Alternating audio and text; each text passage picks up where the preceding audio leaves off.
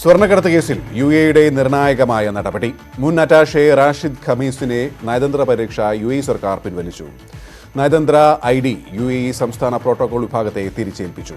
ഇതോടെ മുൻ അറ്റാഷയ്ക്കെതിരായ അന്വേഷണത്തിലുള്ള തടസ്സങ്ങൾ നീങ്ങി. വിശദാംശങ്ങളുമായി VV അരുണാണ് ചേരുന്നത്.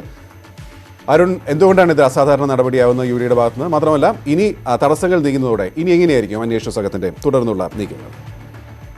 ഗോപി, മുൻ അറ്റാഷെ റാഷിദ് ഖമീസ് അലിയുടെ സ്വർണ്ണക്കടത്ത് കേസിലെ പങ്കിനെ സംബന്ധിച്ച് നിരവധി വാർത്തകൾ അന്വേഷണ ഏജൻസികളുടെ ഭാഗത്ത് തന്നെ പുറത്തു വന്നിരുന്നു. അതിലേറ്റവും പ്രധാനം സ്വർണ്ണക്കടത്തിൽ ഇയാൾക്കുള്ള പങ്ക് സംബന്ധിച്ചാണ്. ജൂലൈ 5-നാണ് തിരുവനന്തപുരം വിമാനത്താവളത്തിലെ ജൂൺ 30 വന്ന ബാഗേജ്, നയതന്ത്ര ബാഗേജ് തുറന്ന് പരിശോധന നടത്തുകയും അതിൽ സ്വർണം കണ്ടെത്തുകയും ചെയ്ത് അതിനു മുമ്പ് പലതവണ കാർഗോ വിഭാഗത്തിലെത്തി ഈ സ്വർണം ബാഗേജ് വിട്ടു നൽകാൻ ഈ അറ്റാഷയായിരുന്ന ഇദ്ദേഹം ശ്രമിച്ചിരുന്നു. അത് പലതവണ ഉദ്യോഗസ്ഥരുമായി വാക്കുതർക്കത്തിനും ഇടയാക്കിയിരുന്നു. ഒടുവിൽ ജൂലൈ 11-ന് എന്ന് പറഞ്ഞാണ് നിന്ന് അരുൺ കേൾക്കുന്നില്ല, റേഞ്ച് കുറവ്, ഒന്നുകൂടി പറയോ?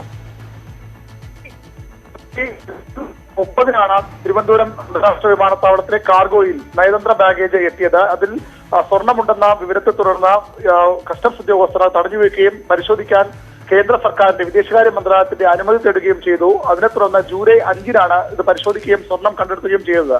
അതിനു മുമ്പ് പലതവണ ഫോണിലൂടെയും നേരിട്ട് കാർഗോ കോംപ്ലക്സിലെത്തിയും ഈ ബാഗേജ് വിട്ടു നൽകാൻ അറ്റാഷയായിരുന്ന ഇദ്ദേഹം ശ്രമിച്ചിരുന്നു.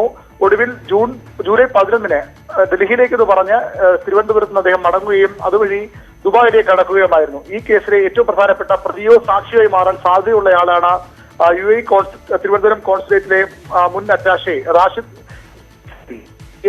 ചോദ്യം ചെയ്യാനോ അല്ലെങ്കിൽ മറ്റു നടപടിയിലേക്ക് കടക്കാനോ അന്വേഷണ ഏജൻസികൾ കഴിയാൻ നയതന്ത്ര പരീക്ഷ ഇന്നലെ UAE കോൺസുലേറ്റ് തിരുവനന്തപുരത്ത്. അരുൺ, എനിക്ക് തോന്നുന്നു നമുക്ക് റേഞ്ച് ശരിയായിട്ട് അരുണിലേക്ക് വീണ്ടും ഈ വാർത്തയിലേക്ക് വരാമെന്ന്. കാരണം അരുൺ പറയുന്നത് വ്യക്തമാണല്ലോ. അരുൺ, ഞാൻ മറ്റു വാർത്തകൾ നോക്കിയിട്ടേ റേഞ്ച് ശരിയായിട്ട് അങ്ങോട്ട് വരാൻ തോന്നുന്നു. സ്വർണ്ണക്കടത്ത് കേസ് പ്രതി സ്വപ്ന സുരേഷിന്റെ ലോക്കറിൽ കണ്ടെത്തിയ 1 കോടിയിലധികം രൂപ വടക്കാഞ്ചേരി ലൈഫ് മിഷൻ ഇടപാടിലെ കമ്മീഷനാണെന്ന് വിജിലൻസ് കണ്ടെത്തൽ. സ്വപ്ന ഉൾപ്പെടെയുള്ളവരുടെ മൊഴിയും ബാങ്ക് രേഖകളും പരിശോധിച്ച ശേഷമാണ് കണ്ടെത്തൽ. കോൺസൽ ജനറൽ കമ്മീഷൻ ലഭിച്ചെന്നും ശിവശങ്കറിന് എല്ലാ കാര്യങ്ങളും അറിയാമായിരുന്നുവെന്നും സ്വപ്ന വിജിലൻസിന് മൊഴി നൽകിയിട്ടുണ്ട്. സ്വപ്നയുടെ ലോക്കറിൽ കണ്ടെത്തിയ പണം സ്വർണ്ണക്കടത്തുമായി ബന്ധപ്പെട്ട ഇടപാടുകളിലെ തുകയെന്ന NIA വാദം തള്ളുന്നതാണ് വിജിലൻസ് കണ്ടെത്തൽ. വടക്കാഞ്ചേരി ലൈഫ് മിഷൻ പദ്ധതിയിലെ കമ്മീഷനായ 4,20,00,000 കോൺസുലേറ്റിലെ ഈജിപ്ഷ്യൻ പൗരൻ ഖാലിദിന് 3,80,00,000 രൂപയാണ് ആദ്യം കൈമാറുന്നത്. ഓഗസ്റ്റ് 2-നായിരുന്നു പണം കൈമാറിയത്. 2 ദിവസത്തിനിടെ പരമാവധി തുക ഖാലിദ് ഡോളറാക്കി മാറ്റാൻ സാധിക്കാതിരുന്ന 1,50,00,000 രൂപ ഖാലിദിന്റെ വീട്ടിൽ പോയി സ്വപ്ന വാങ്ങി. ഇതിൽ തിരുവനന്തപുരത്തെ SBI സിറ്റി ബ്രാഞ്ചിലെ ലോക്കറിൽ 64 ലക്ഷം രൂപയും ഫെഡറൽ ബാങ്കിലെ ലോക്കറിൽ 36,50,000 രൂപയും സ്വപ്ന സൂക്ഷിക്കുകയായിരുന്നു. കേന്ദ്ര അന്വേഷണ ഏജൻസികൾ സ്വപ്നയുടെ ലോക്കറിൽ കണ്ടെത്തിയത് ഈ തുകയാണെന്നാണ് വിജിലൻസ് സ്ഥിരീകരിക്കുന്നത്. ബാങ്ക് ഇടപാടുകളുടെ രേഖകളും മൊഴികളും പരിശോധിച്ച ശേഷമാണ് വിജിലൻസ് നിഗമനം. വടക്കാഞ്ചേരി ലൈഫ് ക്രമക്കേടിലെ കരാറും കോഴ ഇടപാടുമടക്കം എല്ലാം മുഖ്യമന്ത്രിയുടെ മുൻ പ്രിൻസിപ്പൽ സെക്രട്ടറി ശിവശങ്കർ അറിഞ്ഞിരുന്നുവെന്നാണ് സ്വപ്ന വിജിലൻസ് നൽകിയിരിക്കുന്ന മൊഴി. ചാർട്ടേഡ് അക്കൗണ്ടന്റ് വേണുഗോപാലിന്റെ സഹായവും ലഭിച്ചിരുന്നു. 2018 പ്രളയത്തിൽ സംസ്ഥാനത്ത് തകർന്ന വീടുകളുടെ പുനർനിർമ്മാണത്തിന് UAE കോൺസുലേറ്റും അബ്ദുൽ ലത്തീഫിന്റെ ഉടമസ്ഥതയിലുള്ള കാർ പാലസും ചേർന്നുണ്ടാക്കിയ കരാറിൽ തനിക്ക് 50 ലക്ഷം രൂപ കമ്മീഷൻ ലഭിച്ചതായും സ്വപ്ന വെളിപ്പെടുത്തി. ഇതിൽ 35 ലക്ഷം ചാർട്ടേഡ് അക്കൗണ്ടിന്റെ വീട്ടിൽ എത്തിച്ചു. ലൈഫ് ക്രമക്കേടിൽ അടുത്തിടെ ശിവശങ്കർ ഉൾപ്പെടെ 4 പേരെ പ്രതി ചേർത്ത് വിജിലൻസ് സംഘം കോടതിയിൽ റിപ്പോർട്ട് നൽകിയിരുന്നു. ഇതുവരെയുള്ള നിഗമനങ്ങളും തെളിവുകളും കോടതിയെ ഉടൻ അറിയിക്കും. ന്യൂസ് 18 തിരുവനന്തപുരം.